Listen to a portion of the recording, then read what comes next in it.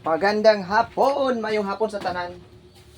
So magpainom tag kuan, magbutang tag asin atong painomon si baka kung inom ba siya karon. Kaya gipainom ko naman na siya ganang buntag. So karong hapon atong painom. So syempre, wag na lang tayo mag-alaga guys kung hindi natin aalagaan ng mabuti. So syempre lagyan natin ng asin upang syempre ano naman, matanggal naman yung kung example nakakain sila ng inisprehan, so matanggal na yung inisprehan. Actually guys, kailangan din sila nila ng sodium.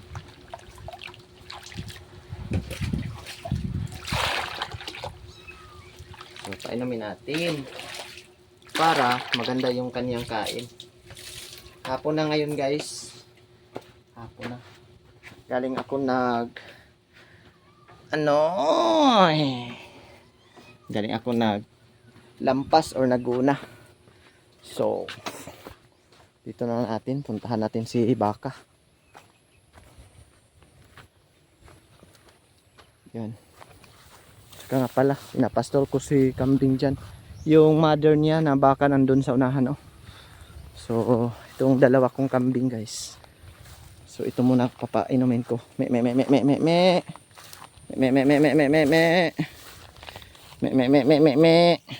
Oh, me. Me. Inom na mo. Ay, dili mo inom. Okay. Kanya rin na siya. Human sa baka.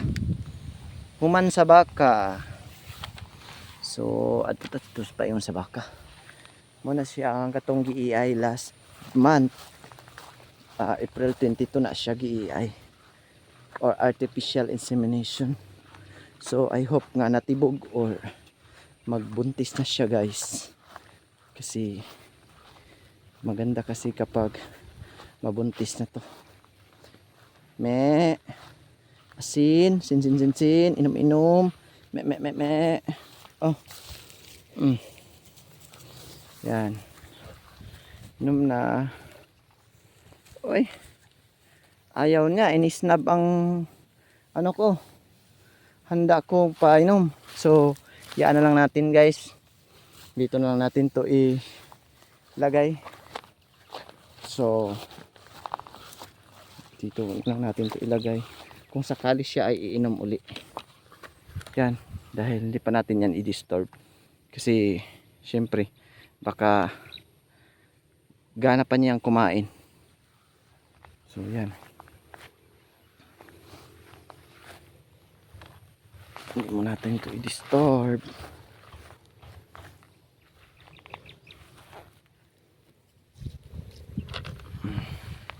Diyan, maabot lang na yan pag uminom na siya.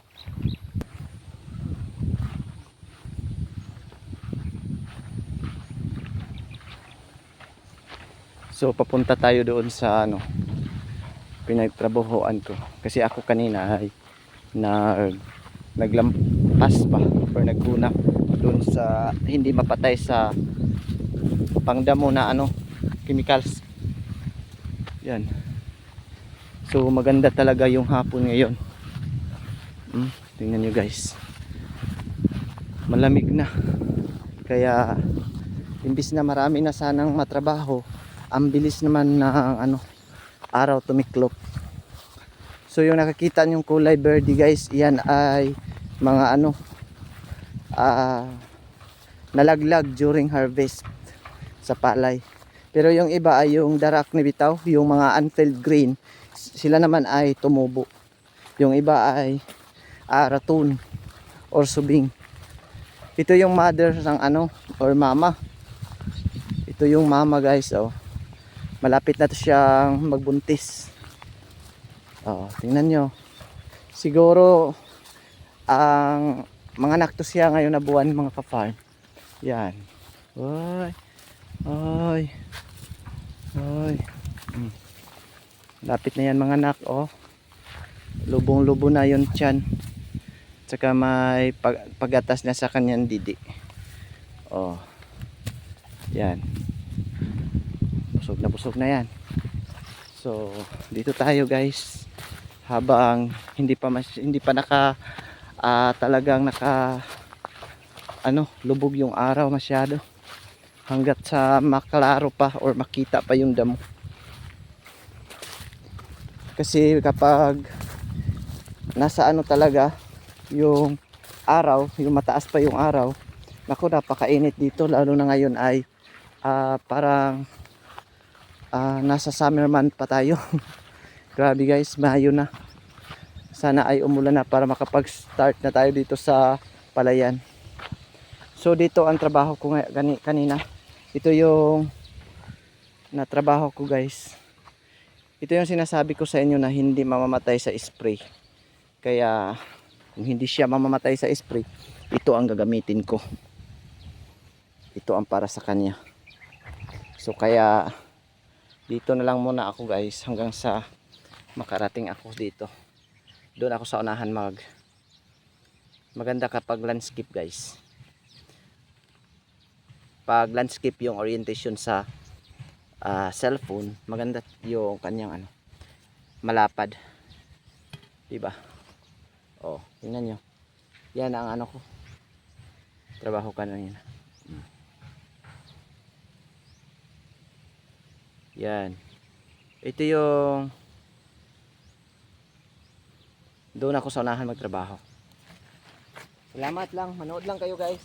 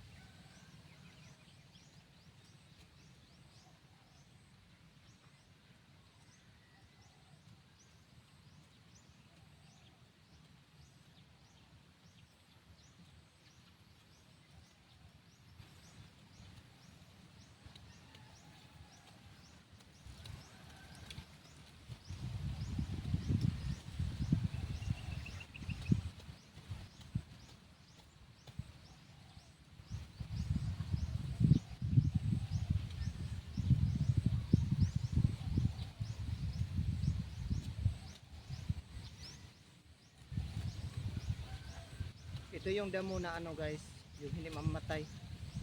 Siya lang talaga dito sa amin. Ito lang yung damo na hindi mamatay sa glyphosate. Kaya nga kailangan ganito ang gawin natin. Sundangon. Grabe, bisag unsay paningkamot na lang yun nga ma-control nga sagbot. Pero abi ninyo, lisod kayo ni siya i-control guys. Napakahirap kontrolin tong klaseng sagbot na ito or damo na ito. Dahil sa bawat sa bawat halaman niya guys, marami talagang anong tawag diyan, panicule ba rin or inflorescence or group of flower niya guys. Ito ang tawag ba? Ano na lang kumpara lang natin sa palay yung kanyang panicule or uhay. So marami siya guys. Tapos yung bunga niya ay kapag hinog na or kung hinog na, madala ni siya sa hangin. Madala sa hangin, sa tubig. So ang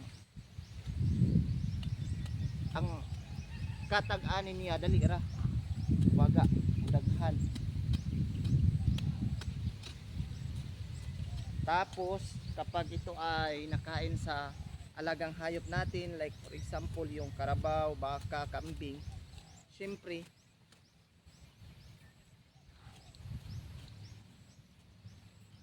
kapag ito ay mailabas na din, nagawang tae na ng karabaw sa mga hayop, ito rin ay tutubo kapag ma-meet na naman niya yung sunlight. yung tamang moisture. Siyempre ano naman din na mas matubig naman at namasa-masa kasi sa libak galing, pero tutubo yun kapag ma-meet nila yung air at saka sunlight. So importante yung tatlong ano kapag tumubo na si damo. Siyempre natural lang yung moisture kasi nandun sa tae pa. Pagkatapos kapag lumabas na, siyempre matuyo, doon siya mag ano guys, kasi na dormant yung buto. So ma-break niya ang dormancy kapag maarawan na yun. Kaya mahirap ito kontrolin dahil kahit panakain na ito ng hayop ay tutubo pa din.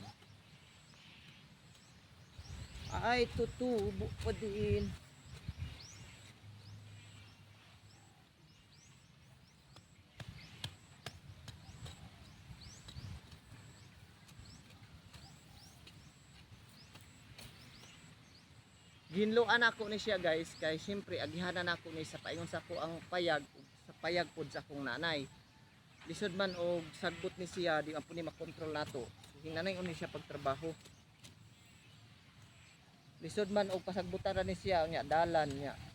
Basig na yung mga pag-umangko na to moagi or kita ba makatamag og halas, kay pag naay daghang sagbot ingon ani, dili ta kakita kung naay halas. Siyempre kung hinlo siya makakita tag naay halas nganong moagi pa man ta. Mulikay na tadaan, di ba? So makibaw ta kung naihas kung hinlo atong giagihan. Pero sagbuton doon ay posible mapaakan ta. Di ba guys? Ana ra ang purpose ani. Dayon pag muulan para dili siya lapok, ato di siyang tamnan og mani-mani. Din diri sa kilid tong marigold. Ka-straight dito guys. Ang marigold kay you know, marigold is attractant. Duhay so purpose ana attractant o repellent. So kadalasan ay napapansin ko is attractant. Aside sa ano, yung baho niya ay mapaalis niya yung ibang mga peste, pero yung kulay, dahil sa kulay ng kanyang bulaklak yung marigold ay ma-attract yung mga peste. So ano ba talaga ang purpose niya? Kaya dinalawa na lang guys, attractant at repellent. Bahala na kayo dyan, bahala na kayo guys, basta importante nag-vlog ko. Nag-vlog ko, bahalag pangit akong vlog, basta kay mayo unod. I mean wala na edit guys, upload diretso. Kung magkamali man, siyempre natural lang naman ang tao magkamali, di ba? Hala na. Hindi na tayo mag-adlib ng ano, mga papatawa. Basta importante na mai-flex na ako ba ang aking katamadan. Upang makita nyo naman na ano, pwede lang pala magtrabaho kahit mag-isa.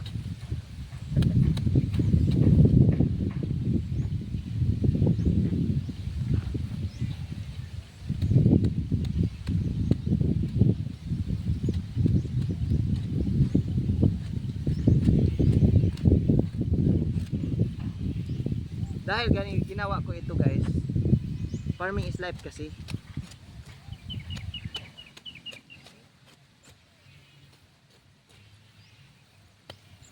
Yung sa gilid, ito ay potential area ko sa rice. Ngunit dahil sa banta ng El Nino or mataas yung tawag dyan, mataas yung tendency nga yung init matagal pa mawala sa dito sa aming lugar, ay siyempre yung potential sa rice ay hindi muna natin igawing rice, taniman muna natin ng mga high valued crops. So like for example root crops, gulay, yung mga bearing fruits, atsal, talong, kamatis, mga ganyan, yung mga basic lang guys, hindi naman yung mga mamahalin katulad sa broccoli. Wala tayo. Pwede naman mabuhay dito sa atin yung broccoli, repolyo or cabbage.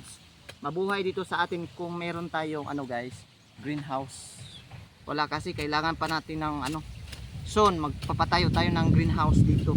Pero ay kailangan nating pag-iipunan yan dahil ano yan, mga bakal yung greenhouse na yan. Bakal yung kanyang mga gamit na pampatibay ba. Aside sa kanang yung iba ay ginagamit yung tawag dyan, yung ibang greenhouse na gamit nila ay kawayan, pero kapag ako ay nagpapatayo na ng ganyan na tawag dyan ng greenhouse, kailangang bakal talaga at saka UV plastic. Ay sa lahat UV plastic naman ang gamit talaga sa greenhouse guys, pero gusto ko yung bakal na yung kanyang pampatibay, yung mga haligi, yung mga poste, parang mo taas gud siya ba, taas gud siya da duration. So yun lang guys, yun lang ang naabot ko. Dito na naman, huwag nyo nang pansinin bakit hindi yan ano ha, dahil kaninang ano tanghali ay sinusunod ko yung shaded ba, kaya yan ang nangyari. Ganyan, parang ginupit-gupitan lang. Pero guys, malapit na itong ano, malapit na itong magkarugtong sa dating ano, yun, nandun pa sa unahan. Basta ang importante lang dito talaga guys, yung gawin lang nating masaya ang ating trabaho. Bihira to mangyari sa ibang tao guys, yung ginagawa ko, dahil mostly dito sa amin is ay talagang hindi sila makapagtrabaho kung sila lang talaga mag-isa. Ako nga ay nasasayangan kapag ako'y magpatrabaho ha. Ako, for example, kailangan ko ng panandali ang trabaho or magpaano ako ng kahit isa o dalawang tao, na yung iba kay hindi talaga, walang papayag na siya lang talaga mag-isa na magtrabaho. Kaya magasto pa tayo ng 2, 3 or 4 na tao para magawa yung gusto nating pagawa, dahil walang magtrabaho dito, nakasolo guys. Kaya ako ay nasasayangan. Sayang naman kasi kapag magpapatrabaho tayo mga ka-farm, kung hindi naman sakto lang sa isang tao, tapos kailangan mo yung magpatrabaho sa iyo na ano, kailangan ng kasama, so ay tayo ay kalkansi, di ba? Kaya iwan ko sa mga tao guys, bakit ganyan ang kanilang mindset. Hindi natin sila mapilit, yun naman ang gusto at sila naman ang magtrabaho, yun din ang kanilang desisyon. Talagang hindi natin sila mapilit, diba guys? Kaya hayaan na lang natin sila sa sariling buhay at desisyon nila yun. Ang sa atin is magtrabaho lang. Siyempre, antay tayo. Yung ginawa ko is, pag dating sa maganda yung panahon or uulan na, ay siyempre mayroon na tayong naihandang malinis na pagtataniman. Kaya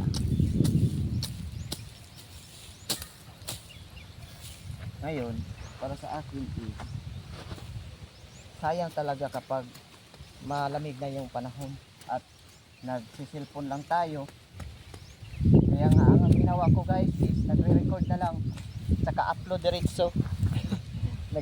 Nagre-record na lang kung malapit, doon ako magtrabaho sa malapit sa aking connection, internet connection, ay makapag-live ako diretso. Pero sa ngayon is nagre-record lang, upload, delete kasi wala akong ibang gadget at baba na yung memory sa aking cellphone. Kaya ginawa ko hindi na ako nag-i-edit, diretso na upload. Yan, yun lang natin kung sino tumingin sa akin. Sabi pa ng iba yung quality daw. Yan na lang natin kung hindi maganda yung quality sa ating video. Basta ang importante meron tayong natapos at least. Tingnan nyo guys, mahanging hapon sa lahat. Mahangin. Yan, marami pa yung nag-start na napagkano. Well, tapos na yan kanina tanghali. So dito baka matapos natin to, idugtong natin to guys, tuldukan natin to. Try natin kung makaabot tayo guys.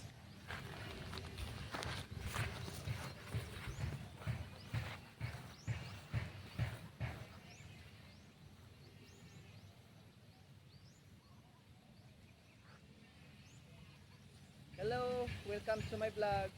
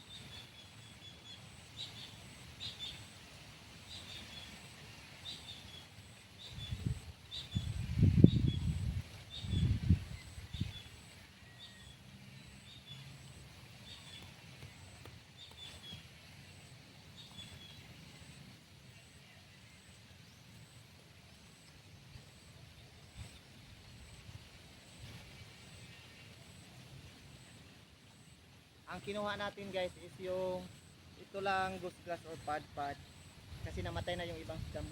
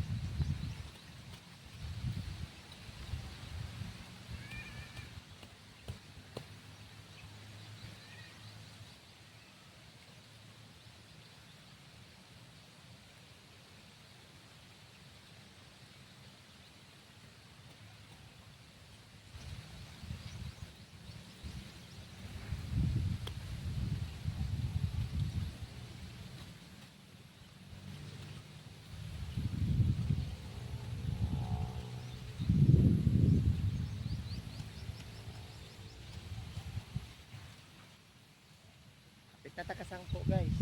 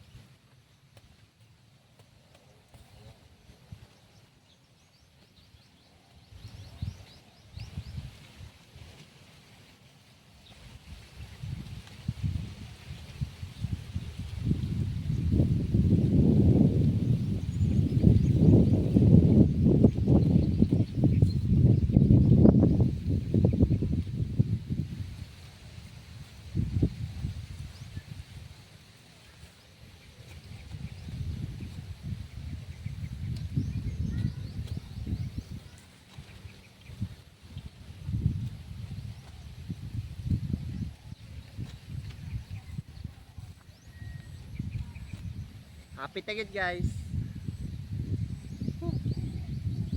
Hindi basta-basta nga trabaho. Wa man tay makinarias pero napatay makinarias pwede ra nato ni siya grass cutter ba or grass cutter. Ana.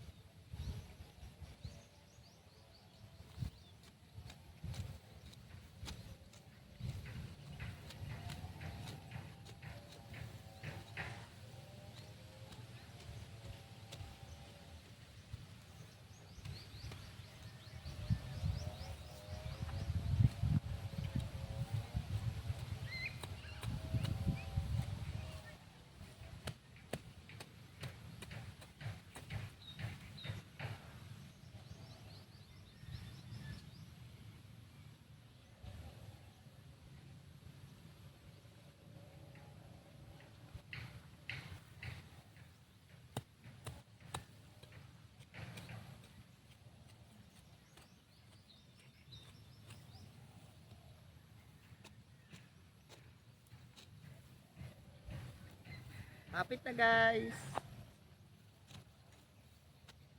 Karon kay daghang kog trabaho guys, sabi ninyo. Ugma, murag wa pod. Magpahuway na pod. Ana ba? napod tayo rest day. Baliktad atong rest day. Sa working days. At least sa government pagod na, pero kita may bus ra gyapon diri. Busingot. Taray magbuot sa atong time. Taray magbuot sa atong schedule. Yun nga lang ang nakalamang sa ato nga watay amo.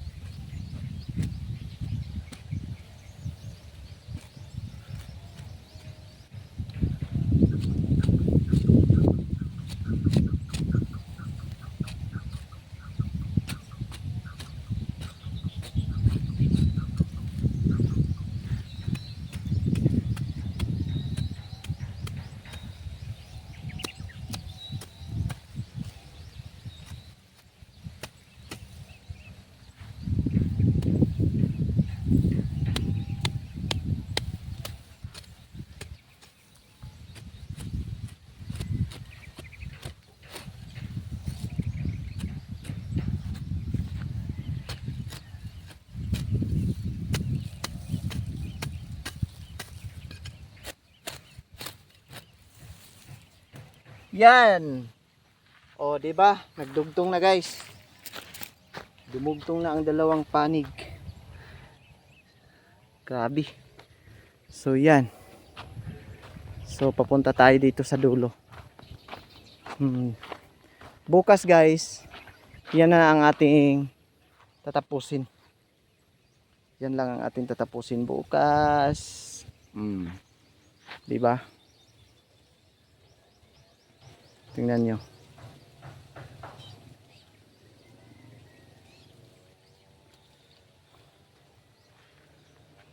Ito yung bago kong tanim na kamote. Yan. Bara lang ang gamit ko niyan, guys. Tapos dito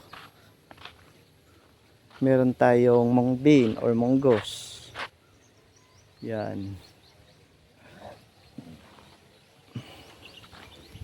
Dito na naman meron tayong kamote.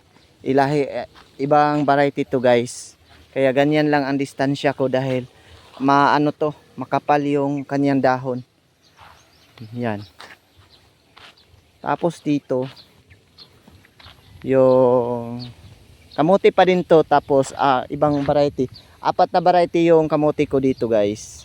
So ito ay puti ang kanyang balat, tapos yellow ang laman, at napakatamis kahit bagong kuha.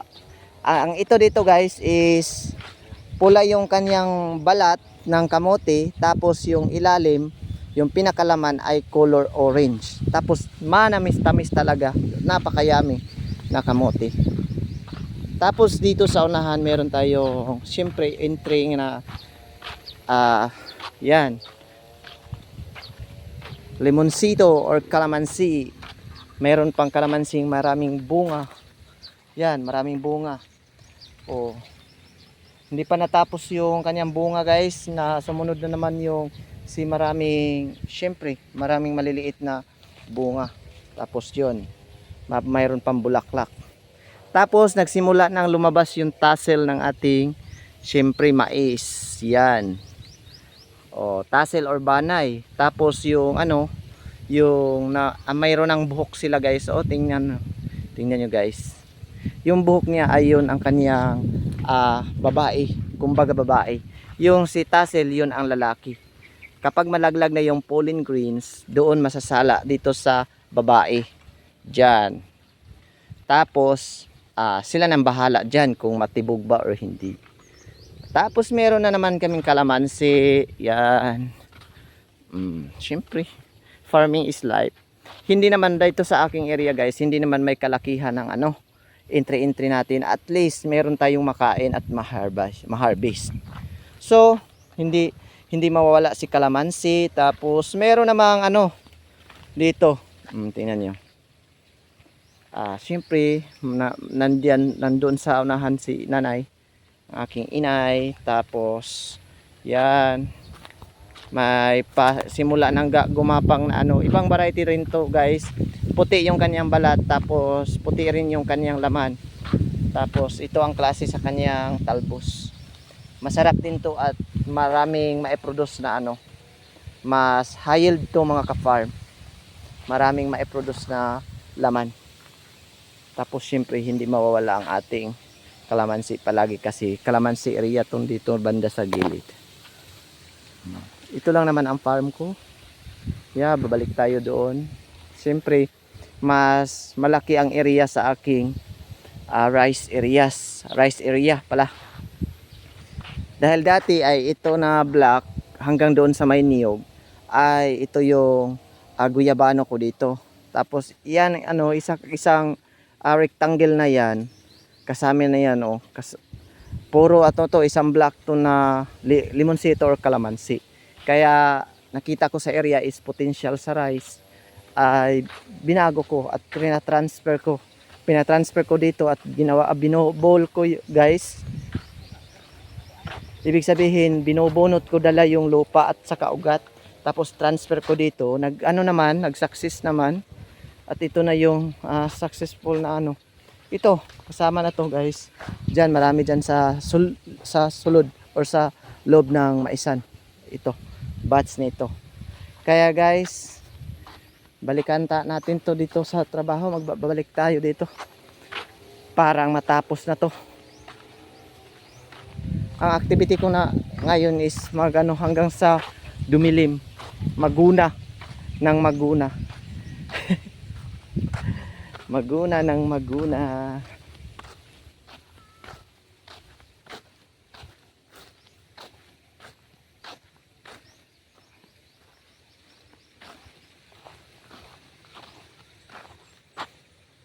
Dito tayo guys. Diyan ko lang to ilagay dahil syempre tapusin lang natin to hanggang sa dumilim. Sayang kasi yung panahon. Kasi bukas is iba na naman ang tatrabahoin natin. Kung kaya natin to matapos or maliit na lang ang maitira bukas, so iba matrabaho dagdag sa naman accomplishment.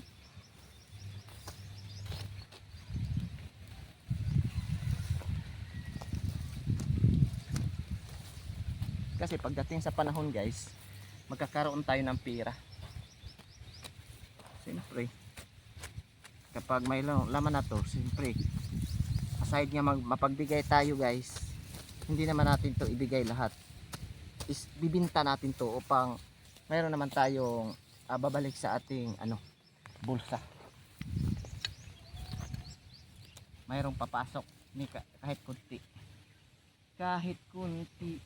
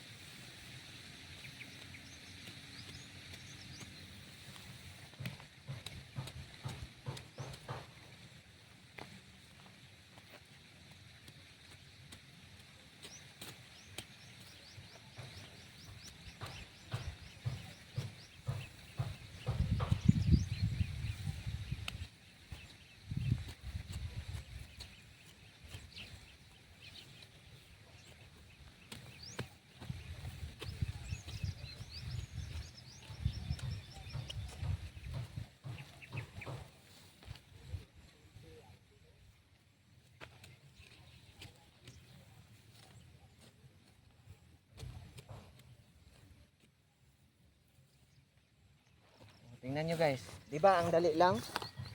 Ang bilis lang na guys. Nandun na tayo agad. So kasi hindi masyado masikip yung damo. Ano lang to? Dahil namatay na yung ibang damo sa tawag dyan sa glyphosate. Ito lang na ang kinukuha natin, yung resistant, yung hindi na mamatay sa pangdamo na spray. Dahil ito ay resistant talaga. Kailangan itong hindi paramihin at puksain to guys hanggang sa hindi na sila makatubo. Kasi kailangan, ang yung iba ay aasahan natin na mayroon talagang sa susunod na tumubo nito mga kaparm, dahil tingnan nyo, ang iba ay mayroon ng mga bulaklak at bunga. Hindi yan maiwasan, nalalaglag yan. Siyempre pagdating sa panahon, ulan at init, madali lang sila tumubo. Kaya sa ngayon ay puksain muna natin. Meron namang ibang wala pang bunga, ito. So wala pang nakaproduce. Walang bunga guys, tapos yung nadala ko sa ibabaw is meron. Oh, ito ang sure na walang bunga.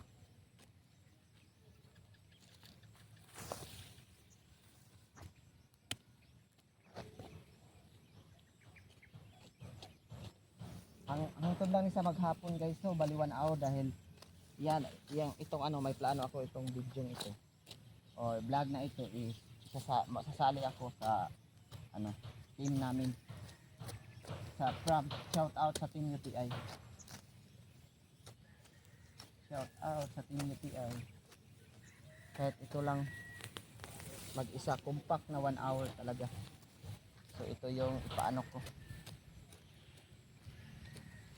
sa team UTI. So di ba guys?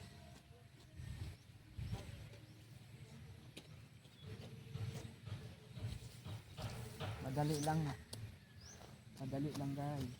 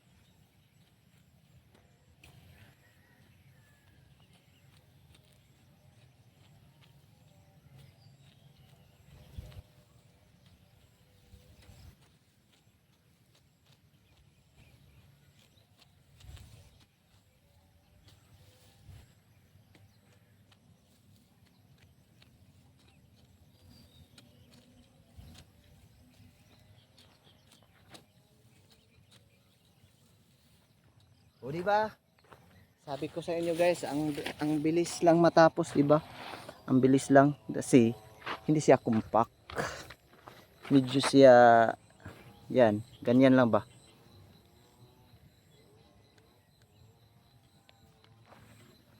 Kaya yun.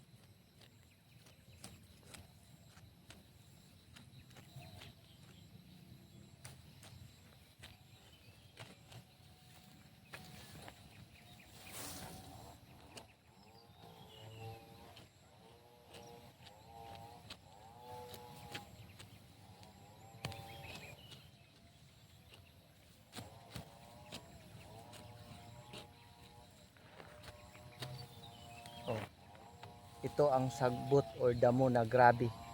Ito ang damong napaka-resistant to sa glyphosate. Kaya ang gagawin na ito is grass cutter at ito talaga or kamutil, di ba? Ito. Grabe. Kaya ito na lang talaga, wala nang ibang diskarte, guys.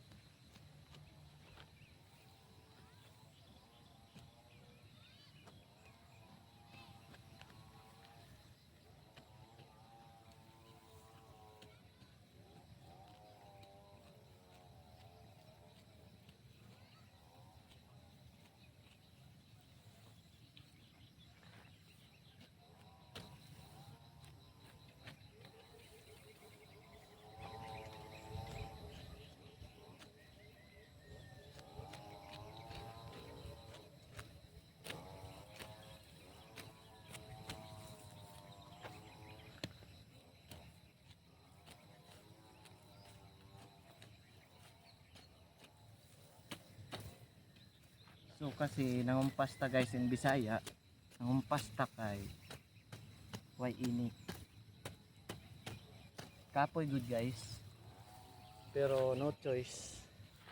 Kailangan nating pagsikapan or magsikap dahil wala tayong pira guys. Aw ako lang pala. Wag tayong mandamay sa inyo. Ako lang pala ang walang pera.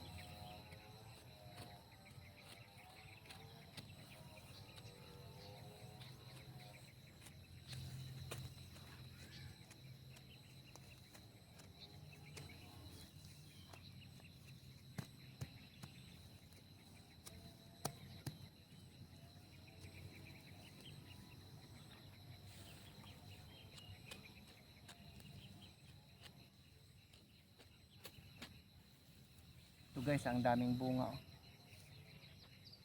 Kaya bukas kapag ito ay kahit konting tuyo guys, susunugin natin diretso. Parang hindi na makatubo at masunog na yung mga buto.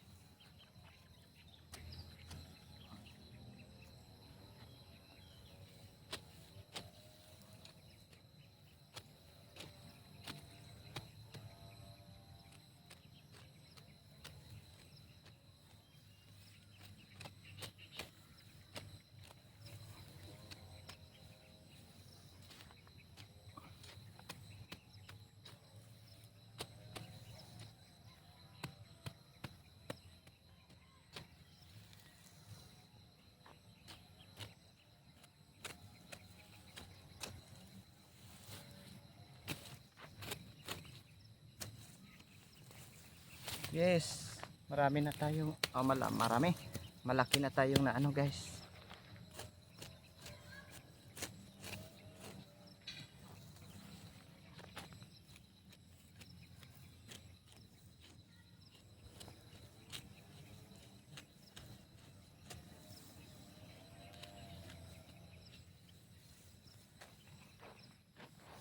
di ba?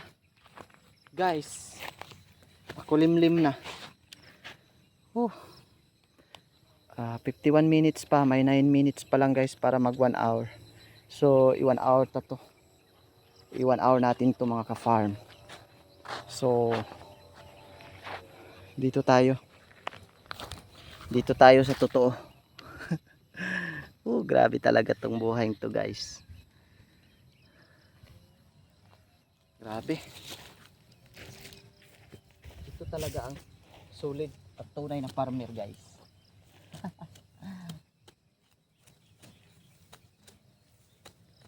Darating din yung blessing natin guys.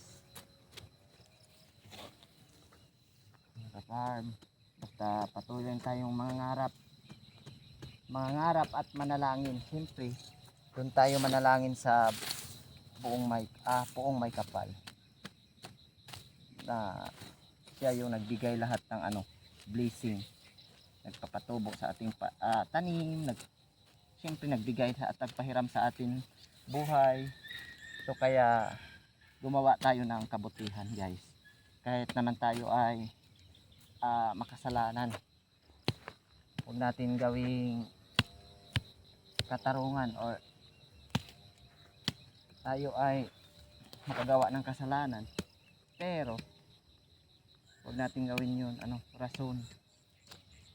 Tayo pa rin ay gumawa ng kabutihan kahit anong mangyari guys.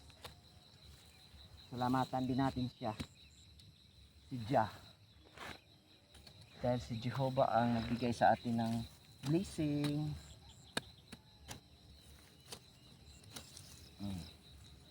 At lakas, lahat.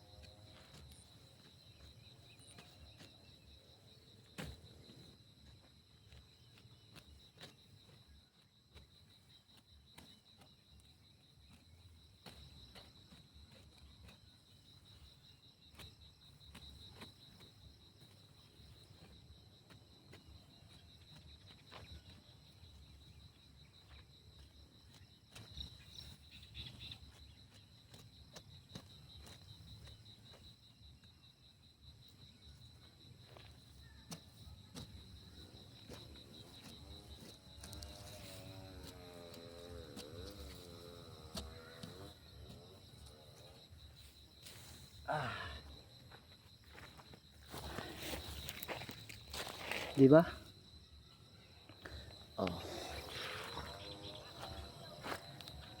Malapit na. Kayang malapit na dito guys. Malapit na tayo mag-e-end. Malapit na matapos.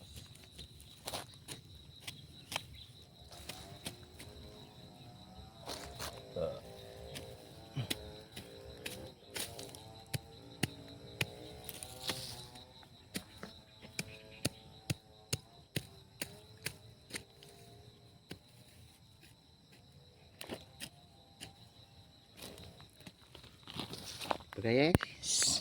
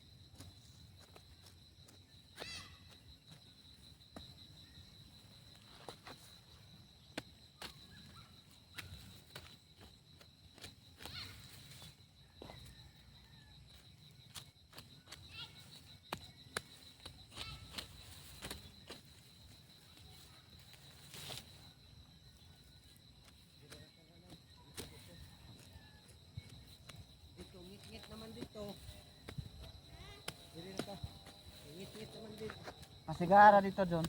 Ha? Asigaara dito. Dili na ka. Dang-dang. At pero ba nasag bayugan. Agto day kasang. Oo. Agto kasang. Kaon mo sang. Sabi ako yung una ba kay malangan pa nimo.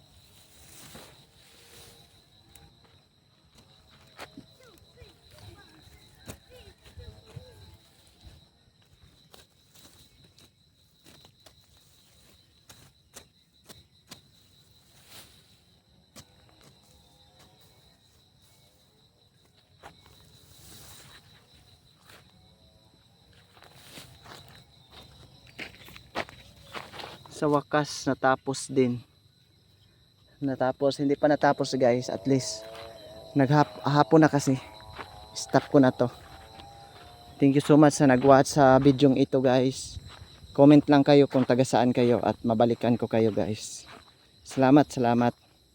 At kung ano, dagdagan ko kayo ng mga 10 bananas. Okay. So hapon na gyud siya as in. Yung akong nanay po do. Oh, naguna po siya diri Unsa ay gyud tanom dayon unsa man nanay? Okra. Okra. So Yes naman. Tanom lang po siya og okra. So yung amo trabaho guys, maghapon jud magabi na kay ngano. Kuan man. Ang kainit. Hastang inita.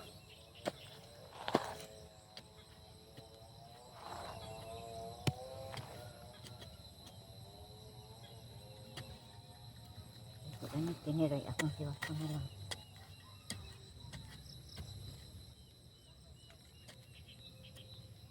Yan, ano yung ugma.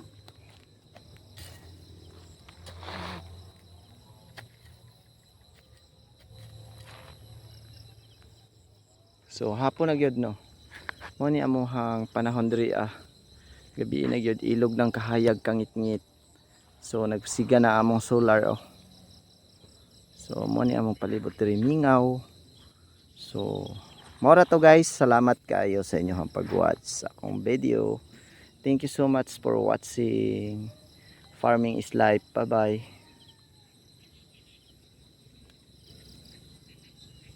Ilibot sa tamo sa kawanangan. Di ba? Unta sunod adlaw or ugma muulan. Kayo daghan nagkuan. Gabi na.